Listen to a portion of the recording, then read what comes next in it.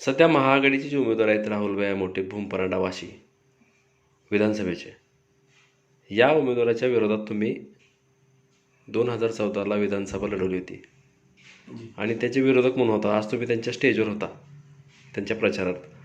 तर महाआघाडी झालेली आहे, परंतु तुम्ही त्यांचे विरोधक होतात.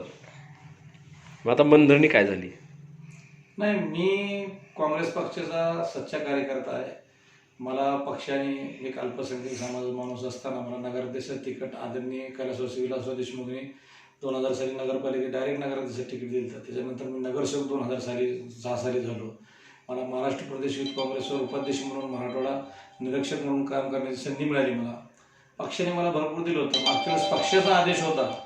पक्षाचा आदेश असल्यामुळे मी पक्षाच्या आदेश आल्यामुळे काँग्रेस आणि राष्ट्रवादीची मागच्या वेळेस युती नसल्यामुळे मी काँग्रेस पक्षाचा एक शिपाई म्हणून मी लढलो होतो.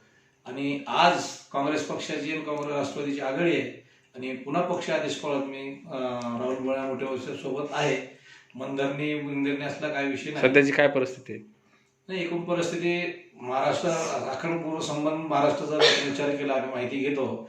यावेळेस काँग्रेस राष्ट्रवादीचं निश्चित सरकार येईल, कारण हे भाजप सेनेचं जे सरकार आहे हे थापाडे सरकार आहे. कर्जमाफी करतो म्हणले, कर्जमाफी केली नाही. आरक्षण, धनगर आरक्षण असेल, मराठा आरक्षण असेल, सर्व मुद्द्यावर फेल आहे. हे फक्त बोलतात. आणि शिवसेनेचं असं आहे की शिवसेना हा दुतोंडी मांडूळ आहे. एकीकडे मुसलमान हिरवे साप म्हणतात, दुसरीकडे आदित्य ठाकरेंना ते अजमेरच्या दर्ग्याला नमस्कारायला जातात की आम्हाला मुख्यमंत्रीपद मिळावं म्हणून. शिवसेना ती शिवसेना राहिली नाही. पूर्वीच्या काळी जी शिवसेना जी होती ती बाळासाहेबांची शिवसेना अशी होती की लेना आणि देना शिवसेना होती. म्हणजे काही न मिळता पक्षाचं काम करणारे कार्यकर्ते होते. पण आता जी शिवसेना पहिले देना बाद में लेना अशी शिवसेना झालेली आहे.